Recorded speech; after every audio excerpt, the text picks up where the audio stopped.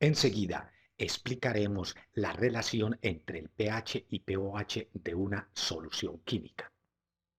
Se establece que en una solución acuosa la suma entre el pH y el pOH es igual a 14. Esto se sintetiza en la fórmula pH más pOH es igual a 14. Recordemos el concepto de pH. En estas tarjetas aparecen los enlaces de tutoriales sobre pH y pOH. Los invitamos a que los visiten y se suscriban a este canal. En este ejemplo del ácido clorhídrico podemos recordar que cuando se disuelve en agua se disocia generando iones H+ y los iones Cl-. Indica que cuando el ácido clorhídrico se disuelve en agua está en forma de iones H+ y Cl-. El pH es una forma de expresar la concentración de estos iones mediante la fórmula menos logaritmo de la concentración molar de iones H+. Concentración molar significa que son los moles de iones H+ que hay disueltos por cada litro de solución. Si tenemos una solución de ácido clorhídrico con una 100 milésima molar, o sea, 10 a la menos 5, indica que en un litro de esa solución hay una 100 milésima de moles de iones H+, equivalente a 10 a la menos 5. Este valor es el que se reemplaza en la fórmula, quedando que pH es igual a menos logaritmo de 10 a la menos 5. Al averiguar en una calculadora científica el menos logaritmo de este valor, da como resultado que es menos 5. Al hacer esta operación entre estos signos, menos por menos da un pH de más 5.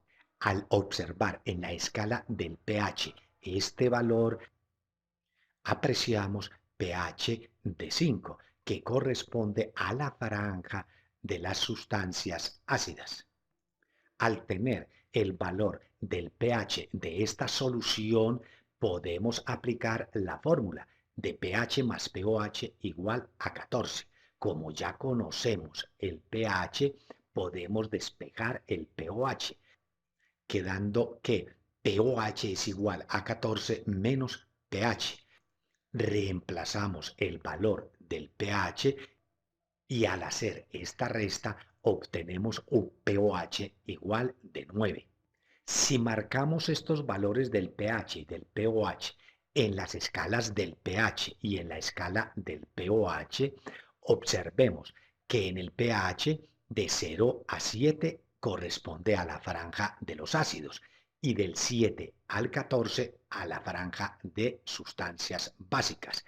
En cambio, en el pOH de 0 a 7 corresponde a las sustancias de naturaleza básica o alcalina y del 7 al 14 los de naturaleza ácida.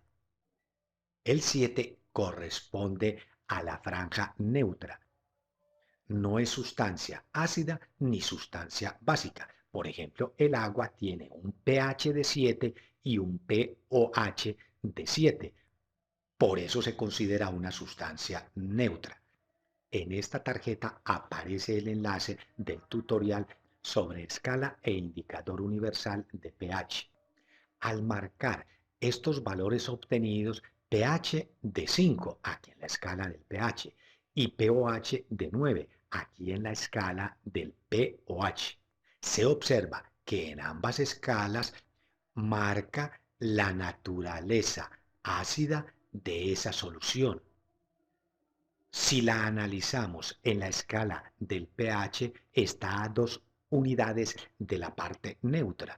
Y lo mismo en la escala del pOH, está a 2 unidades del punto neutro. Analicemos otro ejercicio. Nos están diciendo que averigüemos el pH y pOH de un jugo de naranja, cuya concentración molar de iones H+ es de 1 milésima, o sea, 10 a la menos 3 molar. Aquí se tienen todos los datos y se debe averiguar el pH y pOH. Inicialmente aplicamos la fórmula del pH.